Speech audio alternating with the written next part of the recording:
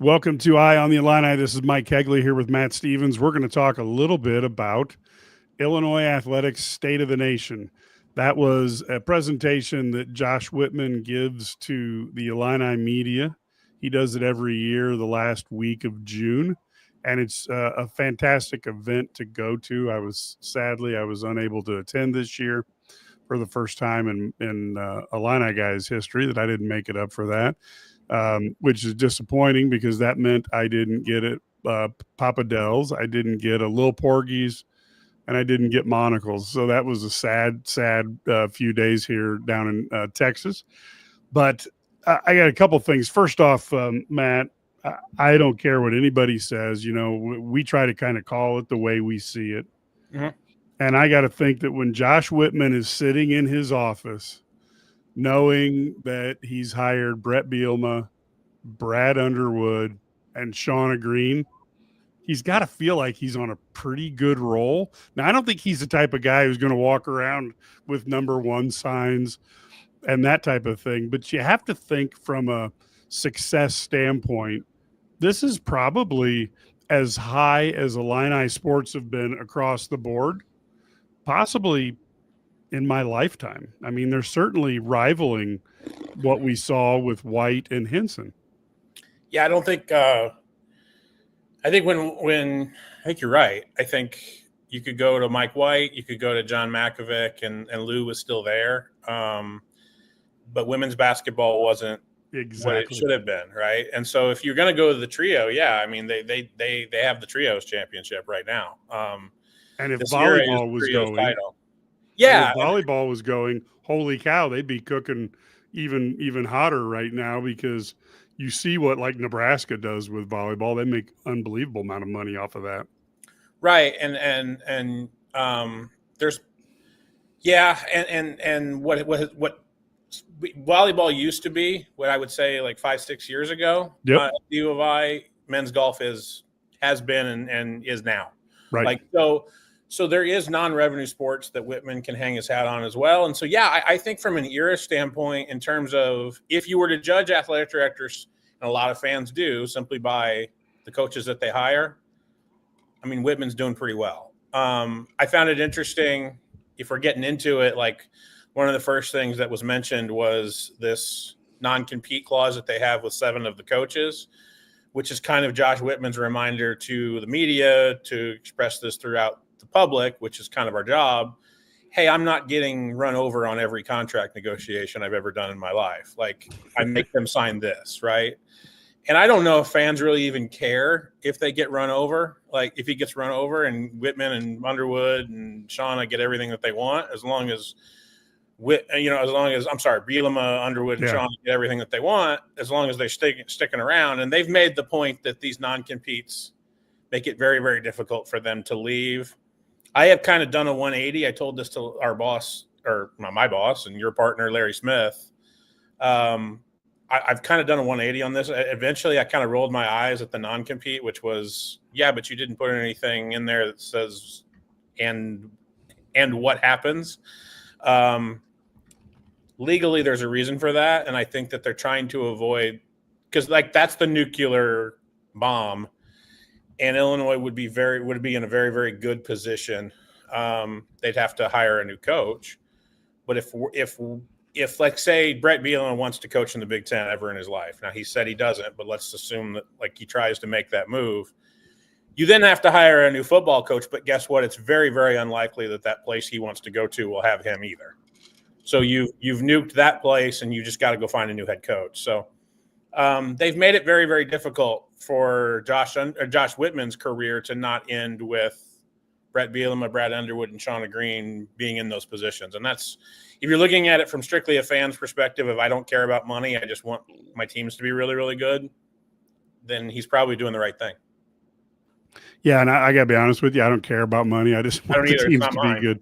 Yeah. So my way of looking at it is go ahead and try to figure out, what direction you want to go in terms of that, because to me, that's the real positive, that you get that going well, and that's that's just kind of where you want to be. In terms of getting things going on and making sure that you get things rocking and rolling, and I just think that we need to have those things going, and it's so different than what we saw, just a few years ago when you had, you can pick your coaches that, particularly, the Beckman Gross combo was not good at all. Well, you had Beckman, Gross, and Nancy Fay. Like, that was a nice trio of Illinois is really not going to be competitive in anything until men's golf season starts in late spring. That's about what the timeline existed in. And yeah, I think Illinois is doing a really, really good job. I think, to your point, Mike, I think that if there's anybody that recognizes how important the 2025 football season is, it's Josh Whitman, with a close second maybe being Brett Bielema. And they kind of said so. Like, they get how important it is to build on this momentum of 2024. And honestly, how much of a letdown it would be if, another 5-7 were to happen in 2025, which I think is very, very unlikely. But I one or two injuries, you never know, right? I always call it a 4-month journey for a reason, but they know they have to build on this. They know they're putting 75% of that rev share money into football for a reason, and there's huge payback on that if they can get a successful 2025 season. And so, I think do you have the right? I think if you're Josh Whitman, you sit in your office and you realize, I think what's going on in the Smith Center is solid. I think what's going on in Ubben is solid. I think what's going on both, and I'm sorry, on the east and the west side now of Ubben is solid. And now I can focus my kind of my attention on other things and that's always good for an athletic director to feel, is that, are we doing everything else correctly? Because I feel like the foundation for our revenue sports are as good as it can possibly be. Sports is weird, right? I mean, you can't really track everything that's going to happen, but I think he feels like his revenue sports are tracking in the right direction. And so now you focus on, like he said in the meeting, I think every power school, Mike, when they look at rev share, is going to have maybe 4 sports that get all of the rev share money, 4 or 5, right? And then the obvious examples are that, obviously football, men's basketball, and women's basketball are going to be the 3, and pretty much in every department, if you have football, right? Yep. So now it's about the 4th, and at Illinois, I think they're trying to figure out the 4th. I think they'd like it to be volleyball. I think they've got to figure out how to get volleyball back. But if you're Josh Whitman, I think you're sitting in your office thinking about, how do we get volleyball back? Yeah, and that's a tough question, because the facility, the one thing Illinois has done fantastic work on, and you can decide this is because Josh Whitman has prophet-like abilities. Okay. You could say he's lucky or somewhere in between, but Illinois had almost near perfect timing getting the Smith Center, getting Ubben, and now Adkins all set up and ready to go. Most of that work done we need money for NIL. Yeah, and so that is huge. The one thing I would say about Atkins is they took it over during COVID. Right. So I don't know how much luck that was. I think that was good management, as much as you can, because exactly. I think they look back at that and are thanking their stars that they didn't lose, buku dollars taking over Atkins like they did. But their plan was good for that. What my point being is that it's nice to sit in your office and try to figure out volleyball and softball instead of trying to figure out your football program. Trying to figure out where that's going. Trying to figure out men's basketball and where that's going. Trying to figure out for the, I don't know, however many first 5-6 years that Whitman was the athletic director, why is everybody talked about Illinois football as a sleeping giant, and Whitman would remind everybody, no, I have yet to figure out why women's basketball can't be at least almost as successful as our men's program has historically. It's never been. It's always been the sleeping giant at Illinois. I think he spent a lot of time trying to figure out women's basketball at Illinois. He doesn't have to do that anymore because Shauna Green is really, really good at her job. And quite frankly, Calamity McIntyre is really, really good at her job. And Shauna doesn't have to hire a whole lot of coaches because they don't leave Shauna.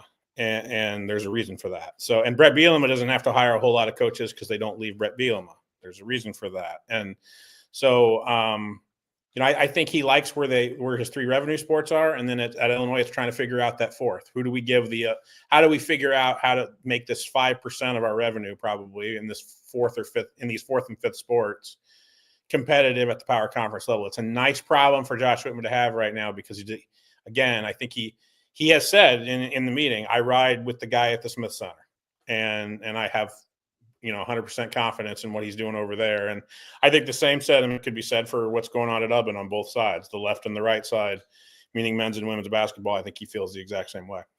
Well, and I think the interesting thing about that is when you take a look at anybody, when you hire, I wrote a book on it for Novartis and Sure. it's as much as you try to make it a science, there's an art component to it. Right. And what I like about it is while he wasn't successful his first run at football and women's basketball, he learned and he brought, and he brought in and made improvements, and not just his predecessor who would just hire the opposite of whatever he didn't like about the guy who was there first, like, oh, I need somebody who's loyal, so I'm going to hire, Bruce Weber and ignore all the other things because we know he's loyal. Right. I thought Whitman has done a good job of strategically saying, okay, we tried this. Now this is what I've learned we need. Let's go over and do that. And I think that has been impressive because I've seen people who get on hiring streaks where they lose their job because they can't hire people. Right. And so he's proven that. And then I think the one thing that I will say that I probably disagreed with before I became founding and working with Illini guys is I believed, well, the school is a huge part of it, which it can be. But I will tell you the force of nature of certain coaches at the college level is requisite. You get guys like Urban Meyer who wins everywhere. Nick Saban wins everywhere. Brad Underwood wins everywhere. I mean, you get these guys, and then you get the guys like Bielema who, has won it 2 out of the 3 jobs he's been at. And even Arkansas, as rough as things might have went, they haven't done as well since he left. And so you look at it though, but you got to hire the right guy or gal. I don't really care what sex they are. Look at what Mike Small's done with the golf program. Right. You get this guy and you put him in the middle of the North in a place that shouldn't be able to compete nationally, and he turns Illinois into a perennial winner. And I think it's a force of those leaders. And I think Josh maybe started to maybe hone in on what he felt was the most important factors for success. And I think he got the right people. And now I would expect if he had to make a change in softball or volleyball, I'd feel pretty good about who he's going to hire next the way he's going right now. Yeah, I would too. I think he made it very clear that he's committed to both of those coaches. Tyra Perry's got a long-term contract at softball, and I think they figure there's pieces in place. And honestly, I think the other thing about when you hire non-revenue coaches like Dan Hartlib over at baseball, like a Mike Small, like a Tyra Perry over at softball. They have 7 coaches on non-competes. The reason they do that is I think the main component for Josh Whitman is, are you a good person and are you going to stay compliant? Are you going to say NCAA, College Sports Commission compliant? And I think that for the most part, the non-revenue sports have kind of done that. And I think that's a huge portion of the component for Josh Whitman in those sports. And not to say it's not for the revenues, because I know that's a huge component as well. What I will tell you is that I've had a long time Bielema guy, let's just say, who's on his staff, who sat down with me once and he just said, there are a lot of coaches that can win everywhere. And he admitted, hey, my boss can't win everywhere. He proved that. Like, he can't win big everywhere. He can win big in the Midwest. My boss knows he can win big in the Big Ten. He just knows he can. And that's why the Illinois job works. And if Brett feels that way, that makes the whole Big Ten non-compete make a whole lot of sense, because you would think that Brett Bielema could go to an Iowa, or he could go to Nebraska, or he could go to a, fill in the blank Big Ten school, Purdue, and do the exact same thing he's doing at Illinois right now, because he just knows the landscape, he knows the fan base, he knows how to sell himself to that level to that kind of fan. And look, we're all red states or blue states at some point, and we're all a little bit of purple. But if you're not a little bit of that purple, Brett Bielema kind of has a little bit of a problem. But I think he can sell himself to a lot of places, but I think he can sell himself to the Midwest portion of the country very easily. And at least from a fan's perspective and from a big money's perspective. And that's what makes Brett Bielema successful. I'm curious as to, we got a long way to go here, but I'm curious if Brett Bielema can, transition himself when he gets to his 60s, when this contract is supposed to be over, or at least he's going to need a new one, or figure out what to do, if he'll transition into like this general manager of college football programs role. I don't know if that's the case, because I don't think Brett Bielema feels comfortable micromanaging a coach, like, let's say, a former boss used to do to him. Exactly. But I don't know he wouldn't, because I think he'd be really good at it. And I think he'd be really, really good at managing the football program while letting the other guy coach, right? And I'm not going to – I think it's clear he can do that, because look at how he's developed Aaron Henry. Look at how he develops coordinators. You could even say Ryan Walters coming here, had Missouri fans were like, oh, you guys can have him. Right. And so look, there's G5. Look, there's group of 5 conferences that have already been sniffing around Barry Lunny for head coaching positions. Let's not act like that's not going to happen.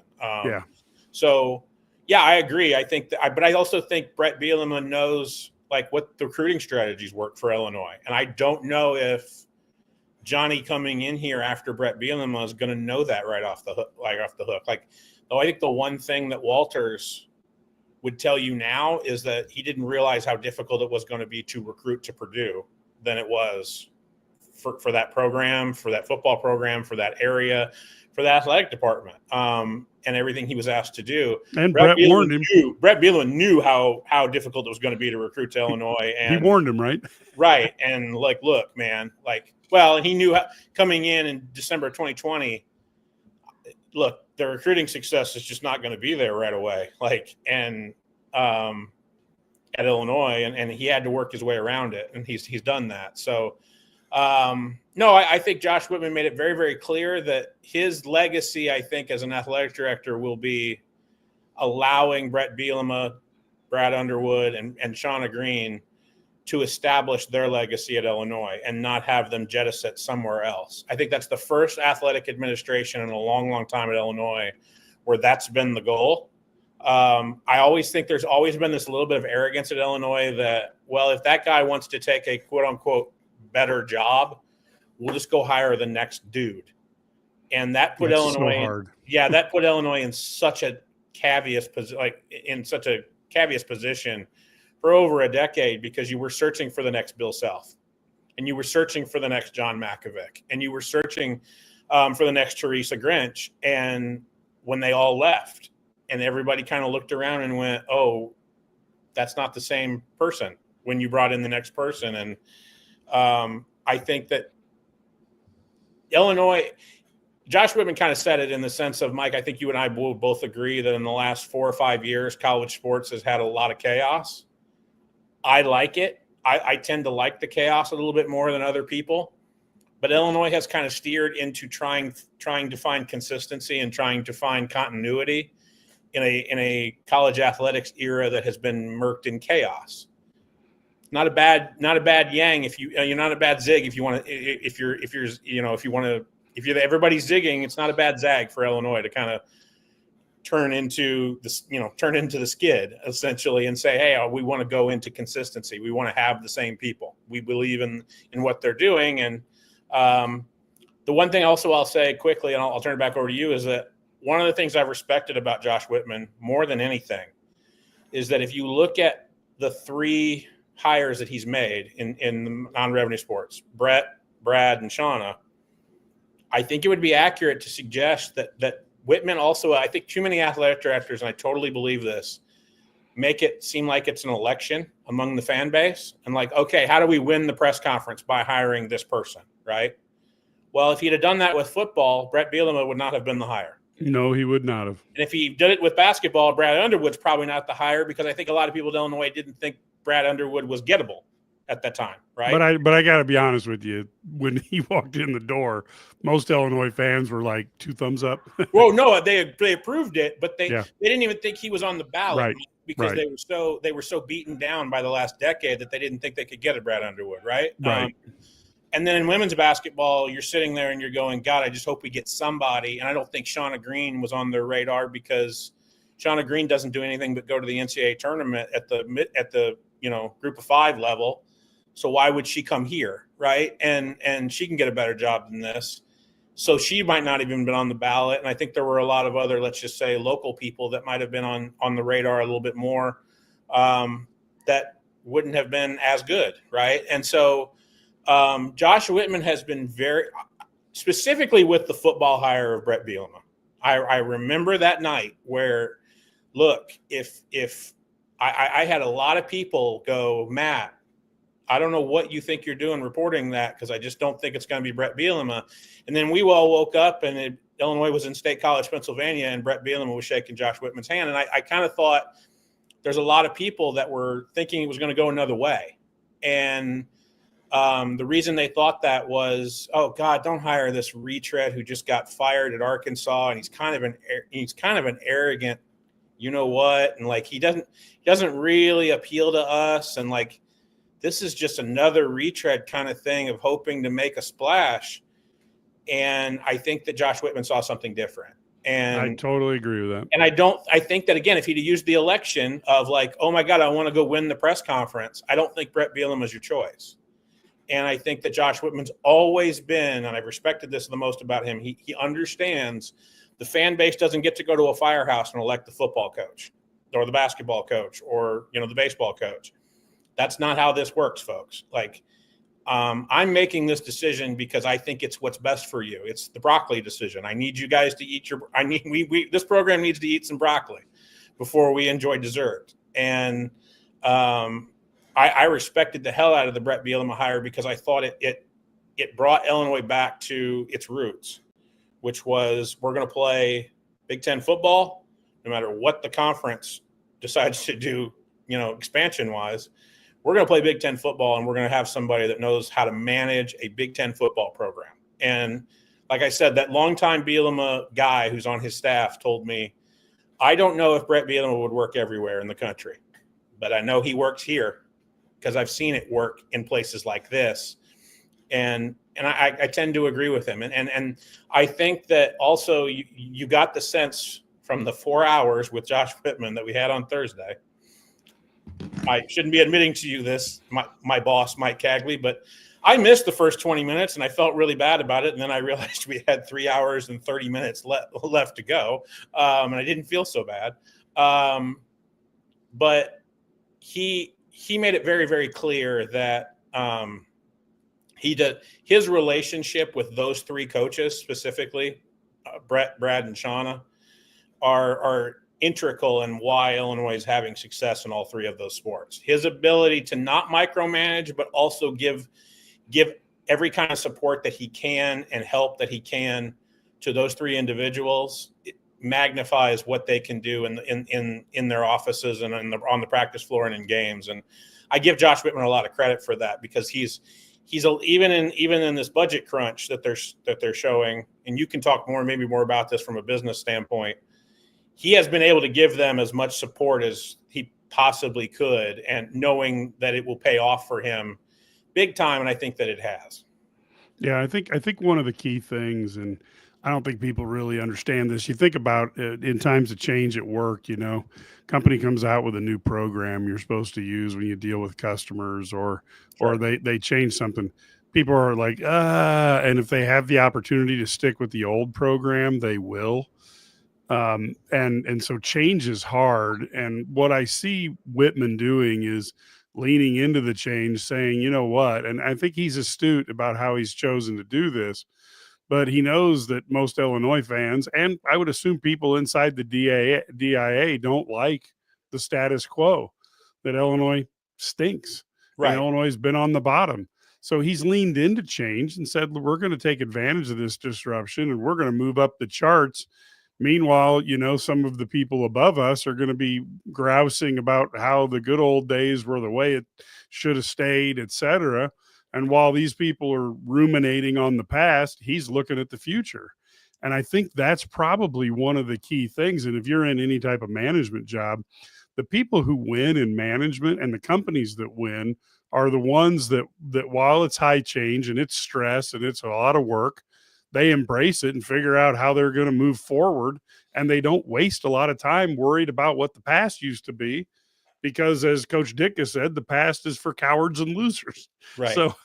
So I think that is a smart thing. And that's a little preview from tomorrow's Heat Checks and Hail Marys coming out at IlliniGuys.com.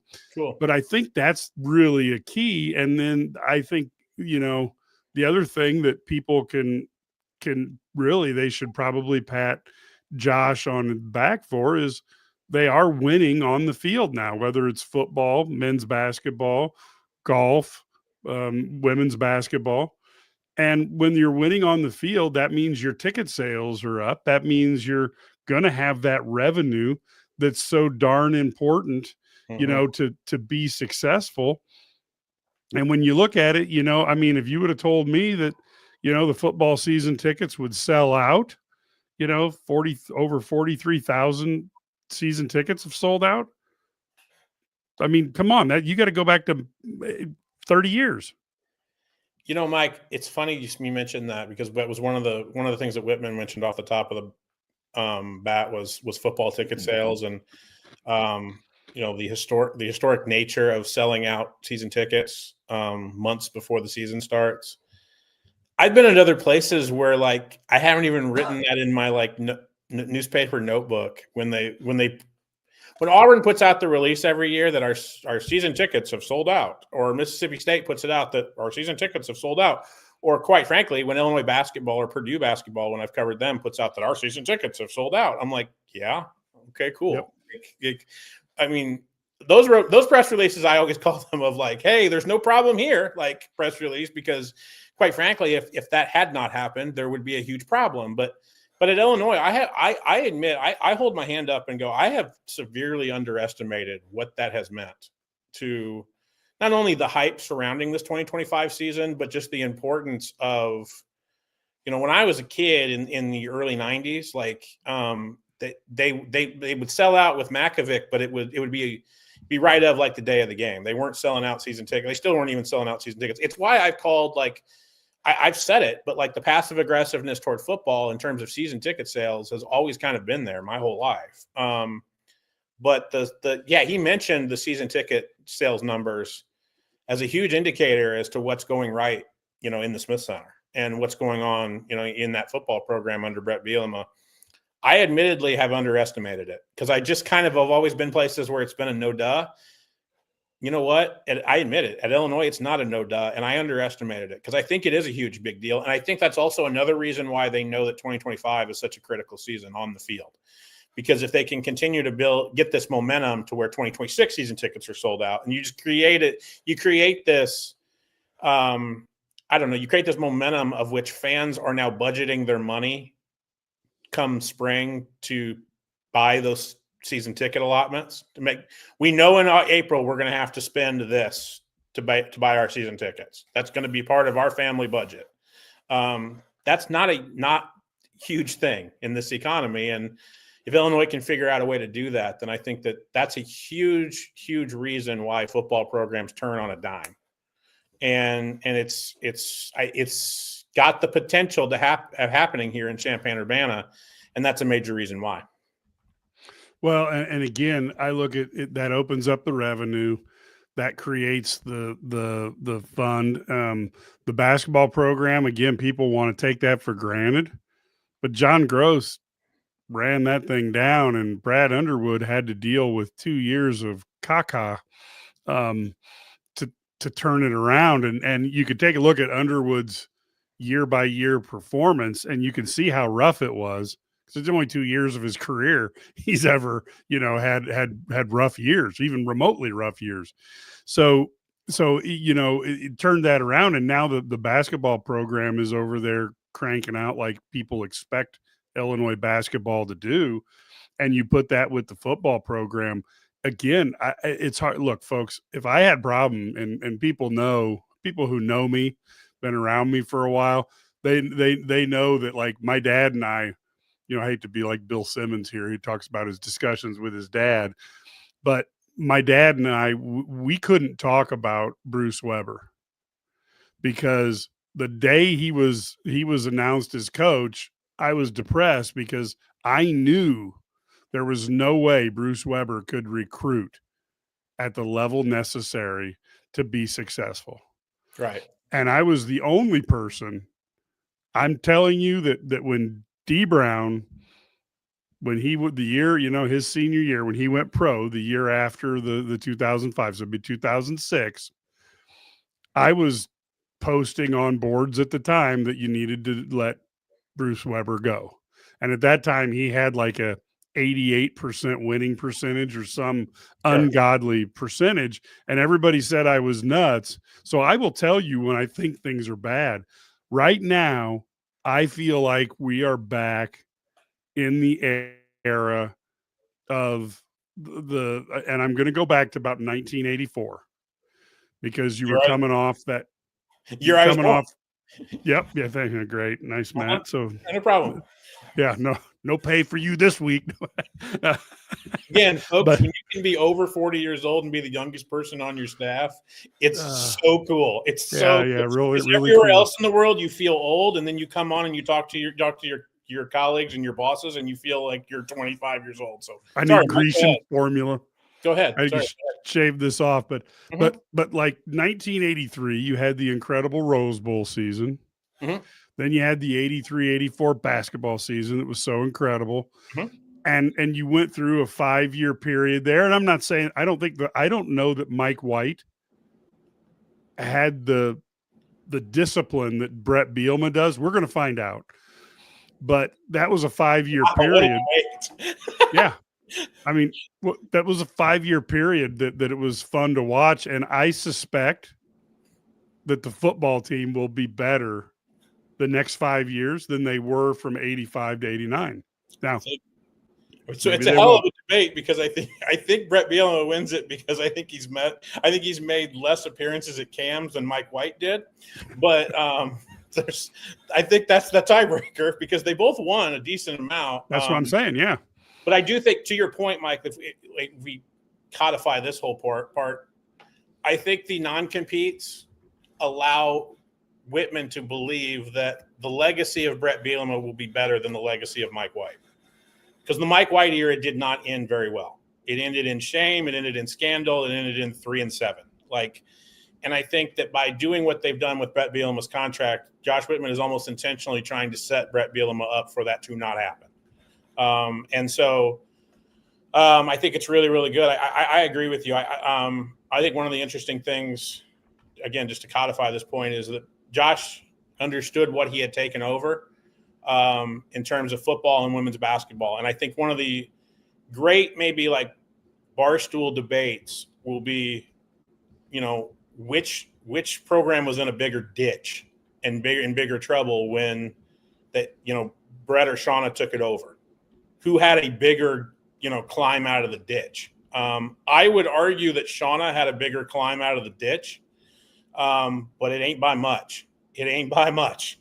And for Brett Bielema and Shauna to dig this program back to like level ground and even footing is really, really impressive. And it's interesting to see that now that they're on level footing with a lot of other Power 5 programs in terms of how they're going about player acquisition, how they're going about facilities, how they're going about selling themselves.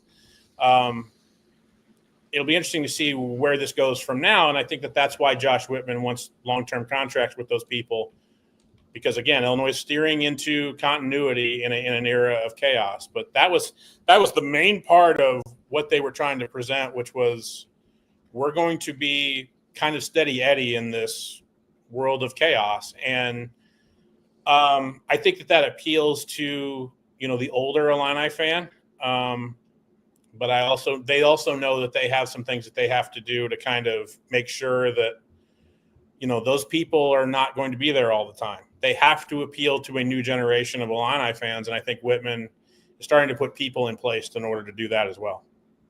Yeah. I mean, I just, like I said, I just go back as we look at things. We look at the state of the nation, and I see, if you would tell me, that the Illini were going to bring in 190 million of revenue, I would tell you that it's time to get a drug test. Yeah, right. I mean, seriously. And folks, you probably, again, the business side of this, but bringing in that type of revenue from Illinois, that has to be something that makes that has to be like a key, for the guys in Ann Arbor and Columbus.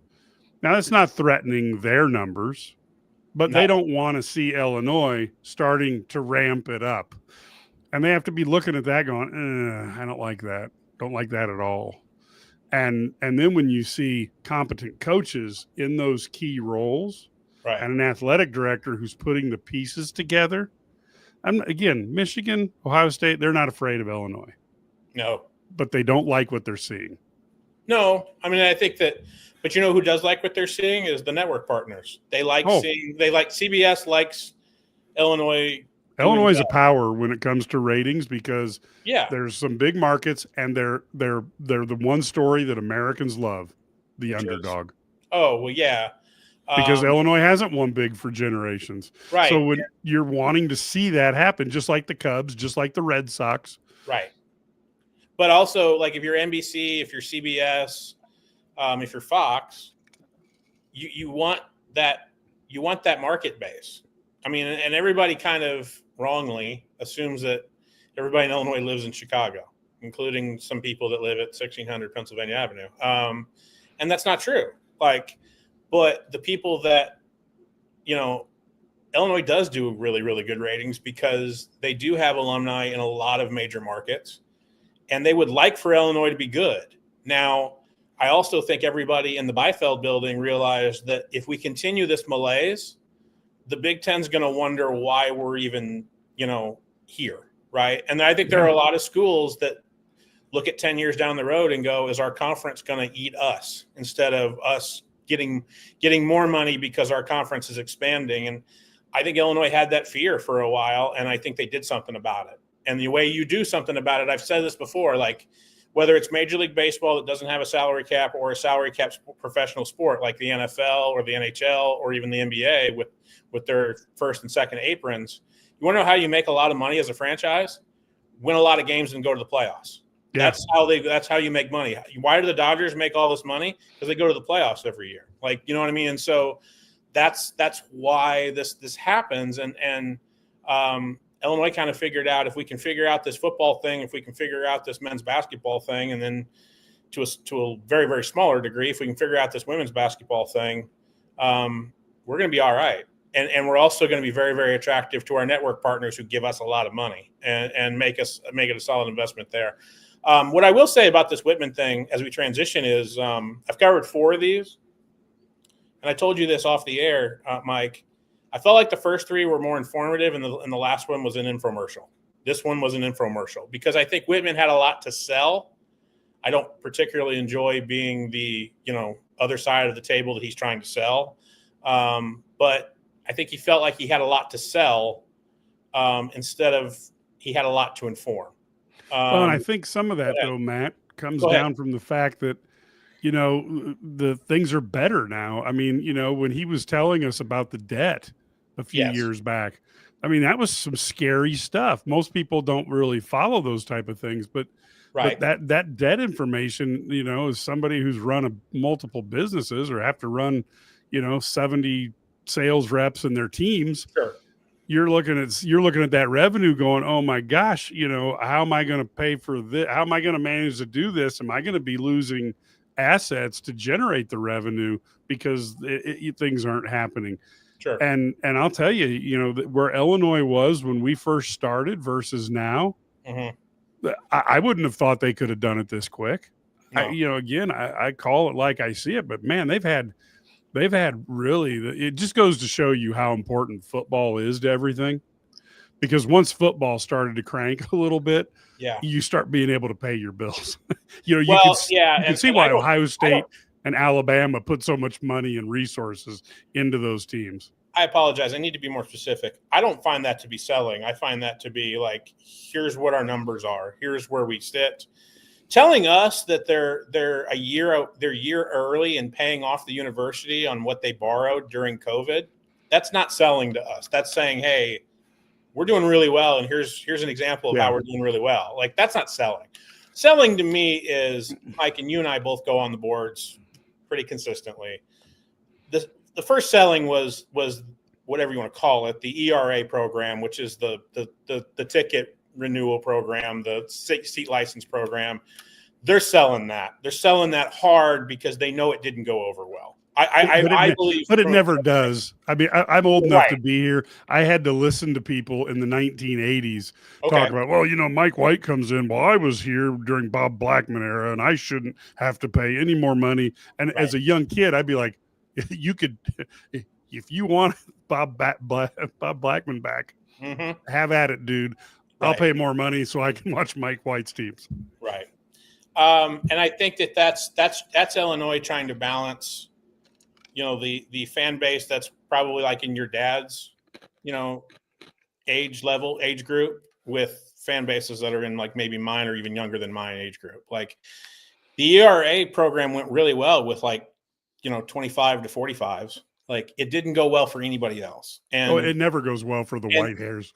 Right. And who has time to really complain about it more? Like the people that are in the older bracket, right? Like and they've got more money, so they've got more of a chain to be heard, Correct. And so they have been selling because they also know, Mike, that it's coming for basketball right now. And they know that oh boy, if we don't get the same seats for basketball that we've had in the past, I mean, Mike, our message boards light up every time somebody has a problem with that they didn't get their seat back that they had last year or for the last 30 years or whatever. They know it hasn't been going great. I don't fault them for it, but that was a major sell early was, hey, we think that our ERA program is going great. And I'm like, you remember I was like, hey, Josh, I wish I could print out and show you all the threads that we have on the Illini guys message board that says otherwise, because I don't really know what to believe anymore. I remember some of the big games with Iowa with Luka Garza. Oh yeah. And I remember I got tickets from a buddy of mine. So I'm sitting really, really low. And an older woman is like, please sit down. And it's like the whole place is standing up because the game was like a Rocky Balboa fight.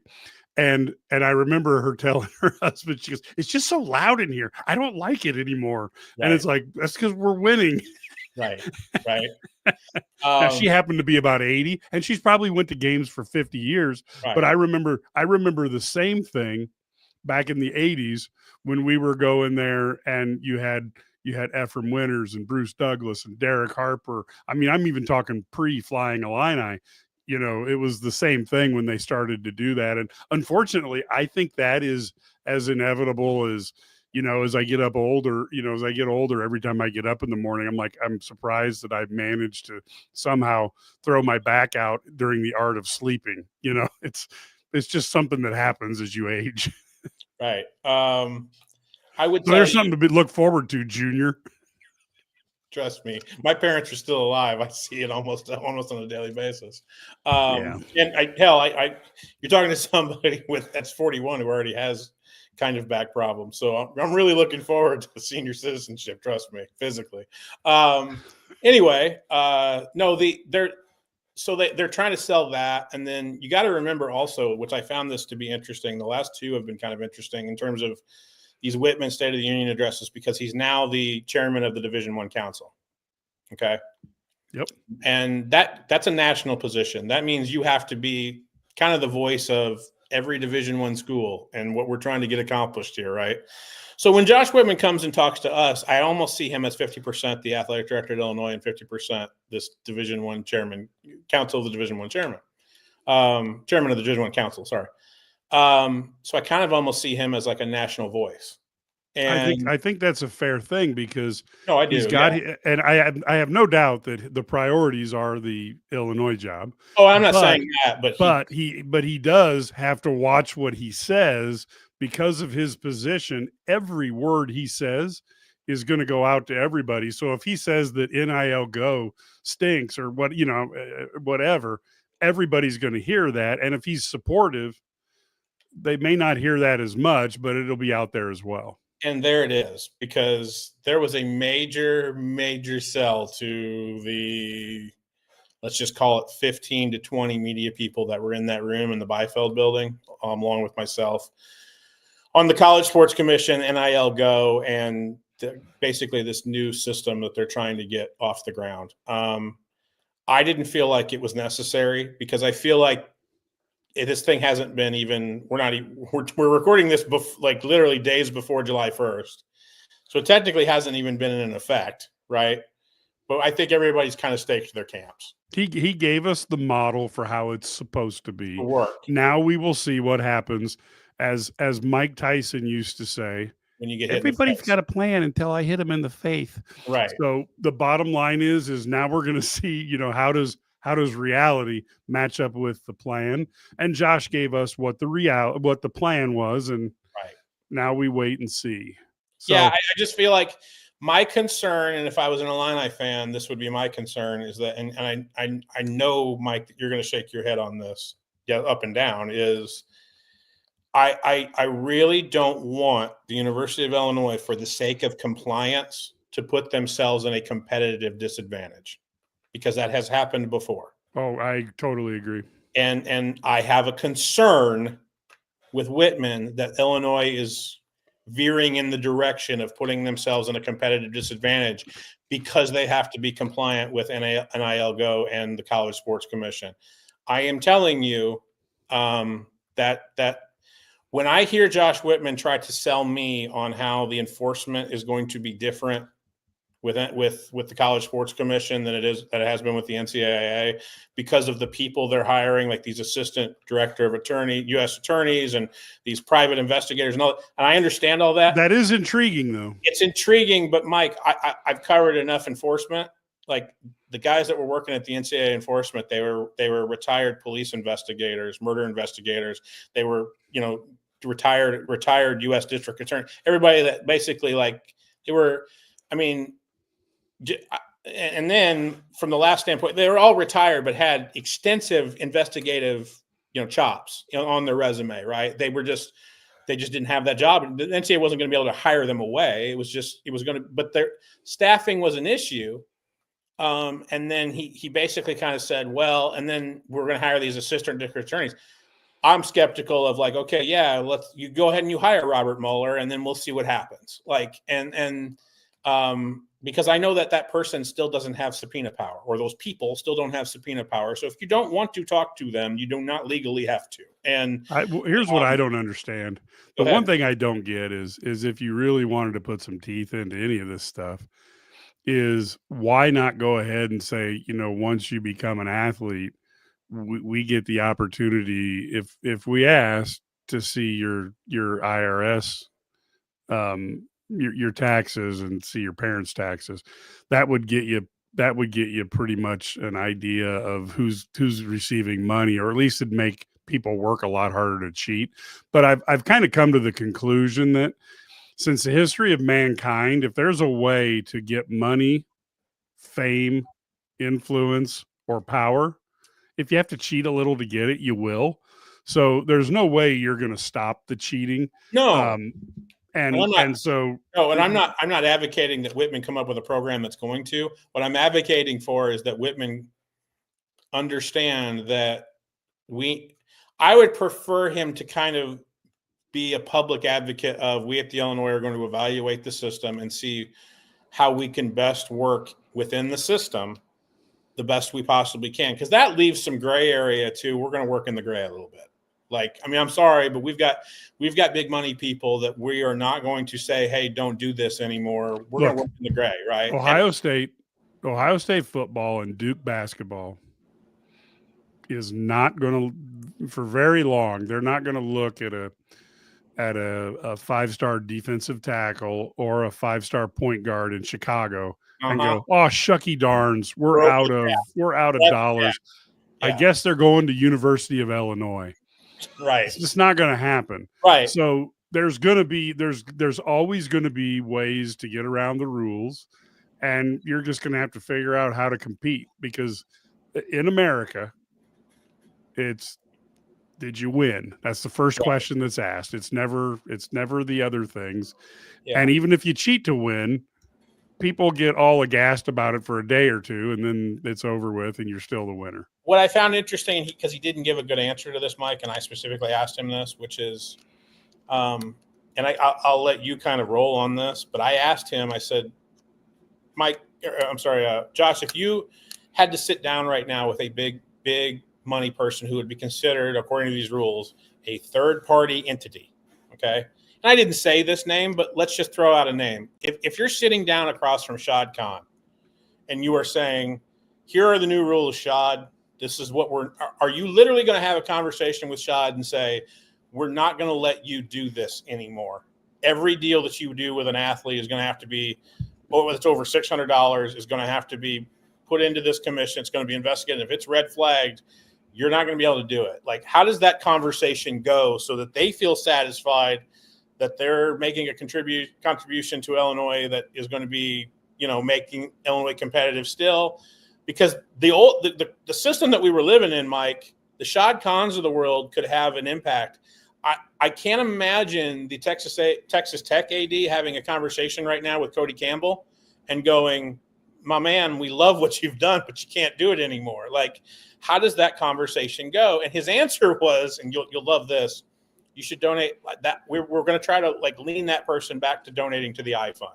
And I was like, ding, ding, there it is, because it's tax deductible. So there's another 20%. He made that point. Look, I will tell you though, that's a big point for guys for people of those dollar amounts. Right. That's a big deal. But I will say that my guess is across the country is there may be conversations that will be very vague, and they will be either on the phone or, even better yet, in person, where nothing can be recorded. Right. And I don't think anybody's going to go into the nuts and bolts of this. I think everybody's going to see how it plays out before you, because the worst thing is, one of the things, if you're a sci-fi fan, you read the Dune books. One of the big things they talk about in Dune is, once you have an express set of rules, then you have to enforce them and live by them. So if you don't have any rules, it's a lot easier to work. I think we'll see some of this evolve. Every time this happens, and even with Whitman, Illinois is more than willing to put themselves at a competitive disadvantage in the effort of compliance. And I wish that they wouldn't as much. And I've had that conversation with Whitman. I've had that conversation with a lot of other people at DIA. I feel like there's a way for Illinois to live in the gray. I don't want to hear the history arguments. I've heard them all. I get it. But there's a way for Illinois to live in the gray and still be highly competitive in a power conference. And I wish that they would skid more toward that. I feel like Whitman's leadership makes them skid toward compliance. And in the places I've been, Mike, when you skid toward compliance, guess what? That skids you toward more L's than it does W's. We'll see. No, I get you. But I think everybody's kind of breaks off in their camp. But that was a major part of this how we're going to pay athletes and other things. From the informative side of it, I'm going to shut down this computer afterwards, because we're now going to talk about the Missouri series, because I thought when he brought it up, I was like, oh God, he's going to cancel the thing. And it's going to just be an absolute kumbaya, hallelujah field day on our message boards. Nope. We're getting rid of 2 of the 8 games, because Bielema doesn't want to play 11 power conference games. I got to be honest with you. I don't disagree. I don't disagree either. Although I will say it's going to be a nice revenue shot. I agree. But it's such a high risk that if you cut off 2 of them, that's great. And if you wait another year and cut 2 more off, I can live with that. And if we keep shaving off the last one and the first one, we may never get to it. I feel like what Whitman and the new AD who came from Memphis at Missouri, I think that they've both looked at each other and said, let's do this when we're the only Power 5 non-league game on our schedule. Let's make that happen. And I don't disagree. I also think they've done it in a really smart way because everybody freaked out. And I admit fault on this because when I initially reported it on social media and on our site, it looks like it's now 4 Missouri home games and 2 Illinois home games. No, it's going to, at the very least, it's going to be 3 and 3. I'll write about this later on this weekend on IlliniGuys.com, detailing what the plan is. When I talked to people inside the Byfield building after it was all over, it looks like it's going to be 2, 2, and 2, which means 2 home games. I don't know the years because there's a little break in between the first 3. It's going to be 2 3-game series essentially because I think there's like a 3 or 4 year break between the first 3 games and the second 3 games. But it's going to be 1 in Champaign, 1 in Columbia, and 1 neutral site. Now, I think what ends up happening there is I think there's a motivation to do the neutral site. I think that it's not necessarily an automatic slam dunk that neutral site is going to be in St. Louis for 2 reasons. One, I think that Illinois gets what they need out of the bragging rights basketball game in St. Louis, and I think that they don't necessarily need to do St. Louis every time we do a neutral site with Missouri, right? I also think that because we're so far out in advance, with the first game being 27 in Columbia,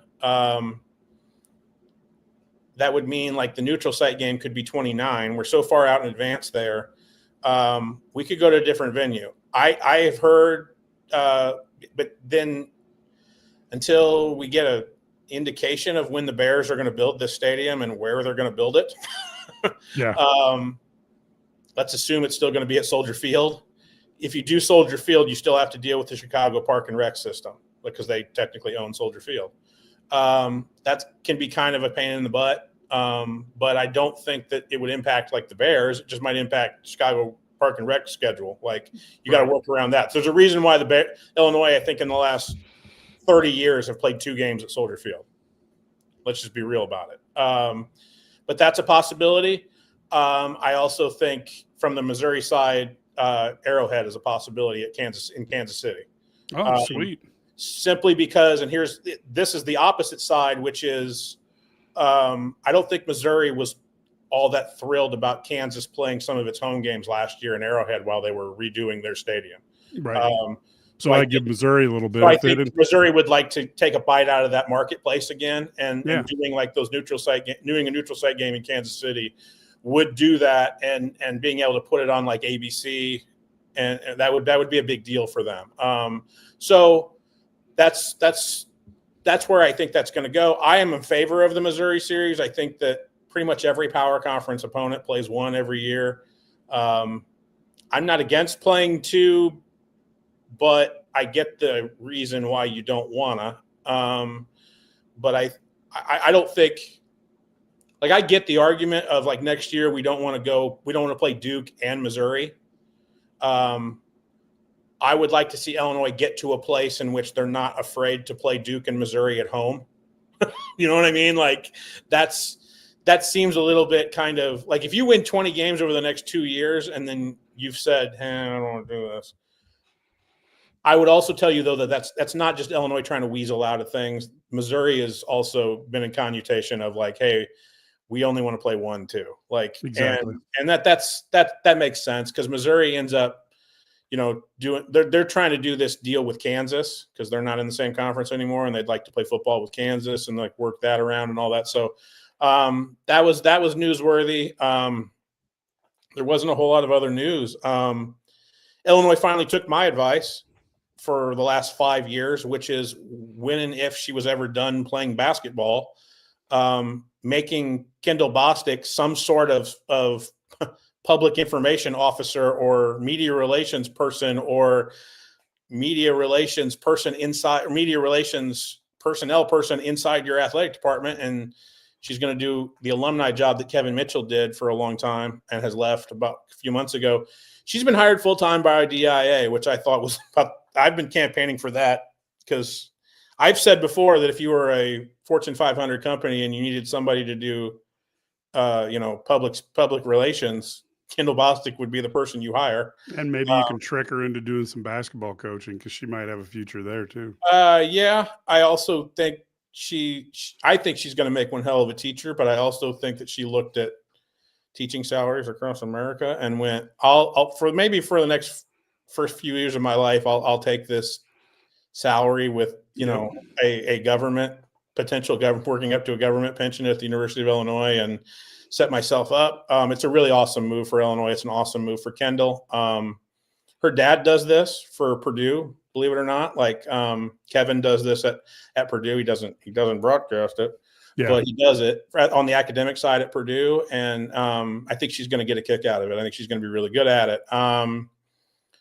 They kind of they did the classic Illinois thing, Mike, which was, we're not going to tell you, you've seen in terms of the rev share, you've seen how everybody's like the 75-15, 5-5.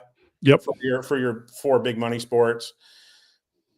Illinois is not going to get all the way to that for those percentages, and they're not going to tell us. No, nobody's going to. It's going to be a secret recipe. It's like the Colonel's Kentucky Fried Chicken. Right, but it's not going to be that different. I'm with you. I mean, I'm quoting Whitman. I'm not saying I have. Yeah.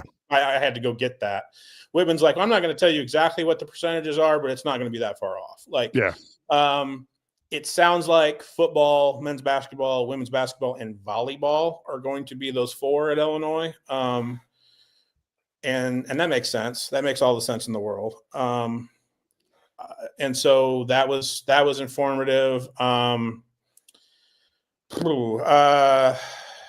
Anything else like that you saw? Because I think we've hit our summaries of. Yeah, I think we've hit everything, and we're up against the hour mark here. So I think folks, we will end it with that. Matt's given us pretty good, incisive some of the news. We tried to talk a little bit about the higher points and more of our thoughts. We've both sat through these for quite a few years now, and it's a lot of fun. I'm glad Josh does that. And again, you get a chance to kind of see where this program's going, and it's in a lot better place. I think there's a couple big things going on. One is, Josh is hitting his stride, and the second was Illini guys started in 2021. You see where everything has come since we started. So I think that's probably the key metric in all this that Josh forgets to talk about, Matt. 3 quick points before we head out, Mike, that just popped into my head. I'll get them real quick. December 22nd is the bragging rights game. Yep. They made that date official. That will be, I think it's probably going to be, they like the afternoon deal. I tend to agree. I think that it kind of becomes a travel pain in the rear for a lot of the fans to try to get there like on the 29th at night, but TV dictates that. Orange out will be the Ohio State game. The whole stadium will be in orange for the Ohio State game. I tend to think there might be a jersey thing for that. I think you might see orange jerseys. Not saying I know anything, but you might. I'd like to see them do a Nike dry fit orange sweatshirt. They've got every year they have blue sweatshirts like that. Okay. So if we're going orange only, I'm hoping our friends at Nike decide to give Illinois a little bit of a boost and put out those nice $100 sweaters. And last but not least, they talked a lot about the stadium renovations going on. Wi-Fi is going to be at Memorial Stadium. That's the thing I wanted to tell you. I think everything is going to be 2026 full information, except fans, your Wi-Fi is going to be better by the season opener. That will be done. In the Wi-Fi in the corridor will be fully up to snuff by the season opener. The Wi-Fi in the entire stadium will be, I think, by the USC game fully operational. So your Wi-Fi when you show up to Memorial Stadium is going to be a heck of a lot better than your experience that you've had over the last 3-4 years. That is going to be fantastic. Yep. So folks, if you've enjoyed this, IlliniGuys.com, you can become a subscriber, $99 a year. you get some extras for that. Main thing being the ability to talk to Matt, Brad, Ked, Larry, myself on the message boards or DM direct messages if you want to. We're on the boards a lot, so you get that one-on-one stuff. It's not a passive, just listen to us. You can actually go, why did you say this? What did you mean by that? And so that is a huge advantage if you want to know about Illinois sports. We look at the subscribers as our Patreons, and that gives us the opportunity then to give those extra features. And it also gives us the opportunity to go ahead and, with your dollars, that's what we use to send Matt, Brad, Ked, or myself out to different events so that we can cover them. It is the one negative about the bigger Big Ten is the cost for flights out to the left coast is expensive, hotels, et cetera. You can't just drive like you can to just about any of the Big Ten Midwest schools and make it home that night if you feel like taking a long day. So that's what we use your dollars for. So we'd love to have more people join in. And of course, subscribe on our IlliniGuys.com YouTube channel. And also subscribe if you see us down below on Twitter. You can go ahead and at Mike Kegley, at Matthew C. Stevens. Follow us for Illini news, notes, etc. And I think that will be it for this one. Until next time, folks, go Illini.